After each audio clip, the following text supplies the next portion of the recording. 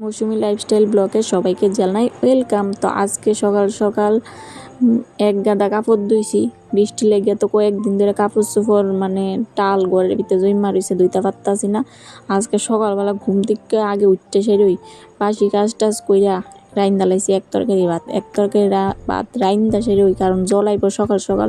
তো আমার টেনশন লেগে রয়েছে কোন সময় আগে কাপড় চোপড়টি দমু, তারপরে দিয়া লেগে গেছি গা এক তরকারি ভাত রাইন্দা সেরে লেগে গেছি আগে কাপড় চোপড় ধুইতে। এরপরে এক গাদা কাপড় চোপড় ধুইছি, আমার সুনুর পাপার মেয়ে ছেলের মিলে তার সারা বাড়ি কাপড় দিয়া ধুইয়া বড়াই লেছি। তোমরা লোকের দেখামু দাঁড়াও একটু।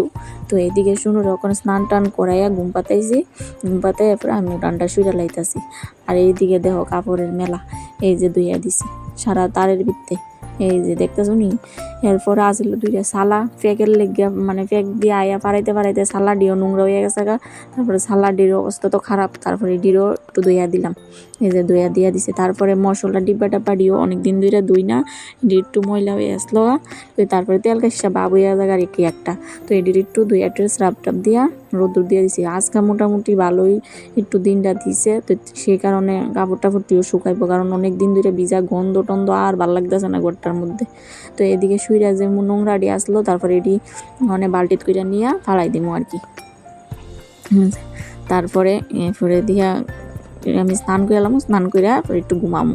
ঘুম থেকে উঠতে এরপরে ছেলে মেয়েরে ভাত দিছি, ভাত খেয়েছে খাইয়া সেরে এরপর বিকালবেলা তো আমরা ডিউটি করে লাভই না, একটু আটতে যাইতে রাস্তার দিকে। তারপরে রাস্তার দিকে গেলাম, আর এদিকে দেখো কি সুন্দর একটা বাতাস, তো বাতাসটাও তোমরা একটু দেখাইলাম। তারপরে রাস্তার ভিতরে যাই এসে পাইছি বান্ধবীরে, এক বান্ধবী পাইছি, তারপর আরেক বান্ধবীও আইছে, তিনও বান্ধবী মিললা এক লগে আজকে একটু মজা করলাম, আনন্দ করলাম বান্ধবী বাড়িতে। তো তোমরা লগে ভিডিওটি শেয়ার করুম। তো আজকের ভিডিওটা কেমন লাগছে অবশ্যই জানিও। টাটা।